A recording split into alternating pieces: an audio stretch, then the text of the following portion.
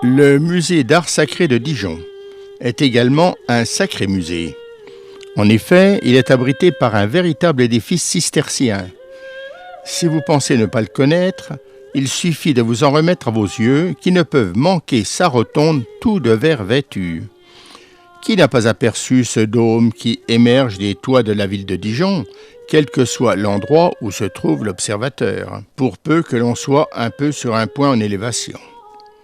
L'emplacement de ce musée, c'est une longue histoire qui débute avec l'abbaye de Tarbes et avec Étienne Harding, troisième abbé de Cîteaux, qui donne les statuts et usages aux religieuses venues de Julie-les-Nonains, dans l'Yonne, et les établit vers 1125 à l'abbaye de Tarbes à 3 lieues de Cîteaux. 1125, 1142, sautons quelques dates, 23 mai 1623. Jeanne de Courcelles arrive avec 5 religieuses et des novices rue Verrerie à Dijon. 1624, c'est-à-dire un an après, l'évêque de Langres achète rue Sainte-Anne 6 parcelles dans le jardin des apothicaires sur lequel sont édifiées des cellules, un réfectoire et une chapelle. C'est le début de notre musée de la rue Sainte-Anne. 1672, 1687, 1792.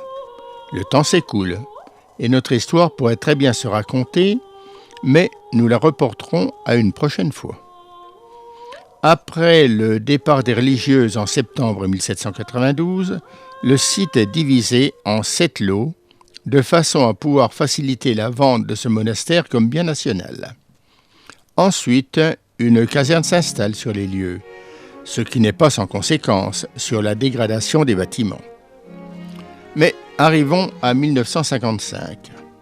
C'est l'année à laquelle l'évêque de Dijon, Monseigneur Sambel, crée la commission diocésaine d'art sacré, dont la mission est de veiller à la conservation du patrimoine artistique appartenant à l'Église catholique, d'en dresser l'inventaire et d'en assurer la conservation.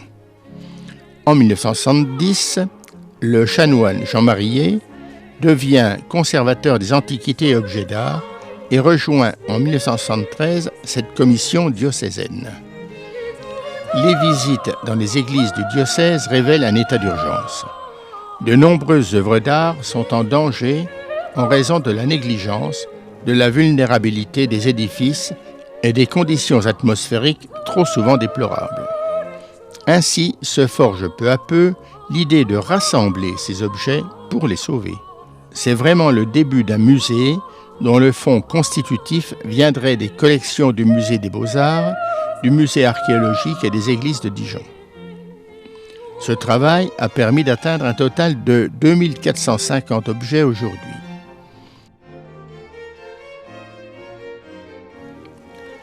Mais ne restons pas dans la cour, entrons maintenant.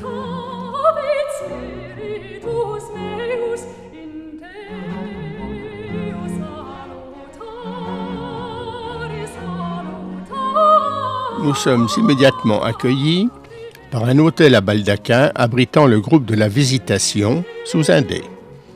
Le soubassement est en marbre noir et calcaire rose de Bourgogne.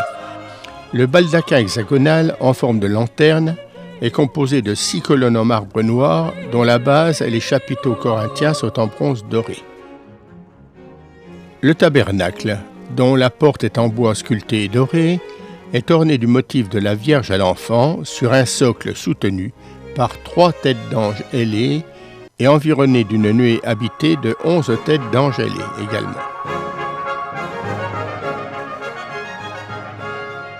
Cet ensemble est dû au célèbre sculpteur Jean Dubois, architecte et décorateur dijonnais.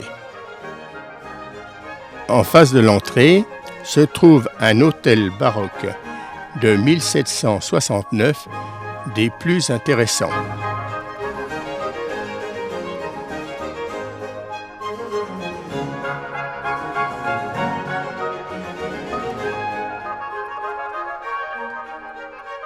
Cette vitrine présente une série de reliquaires et la vitrine suivante une superbe chasuble.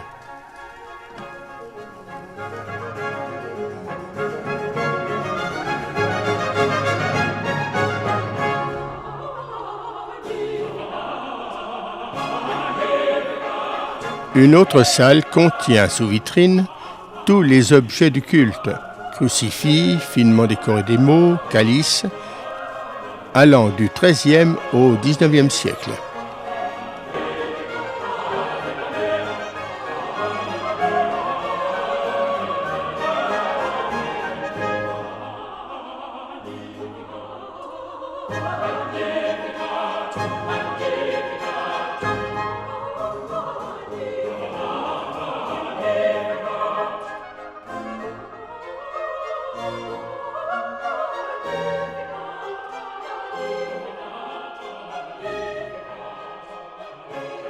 Nous voici maintenant devant le reliquaire de Saint Bernard de Clairvaux, particulièrement élaboré, or et émaux et filets d'argent.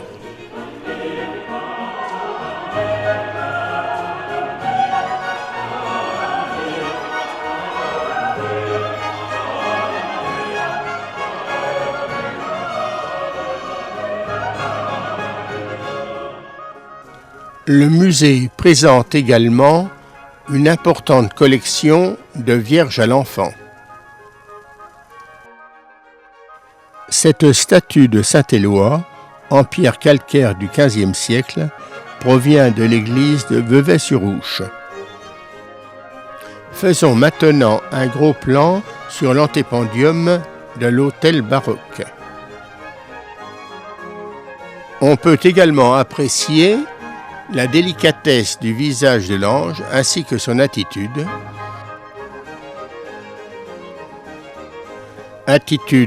de sérénité qui tranche avec celle de Saint Bénigne, dont on rappelle ici le martyre.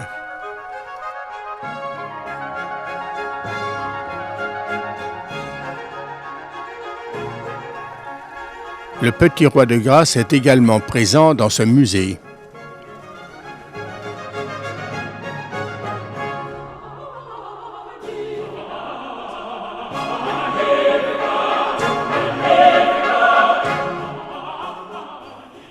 Nous avons ici survolé les collections contenues dans ce musée.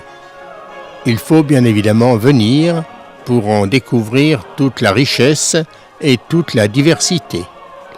Alors, venez et voyez.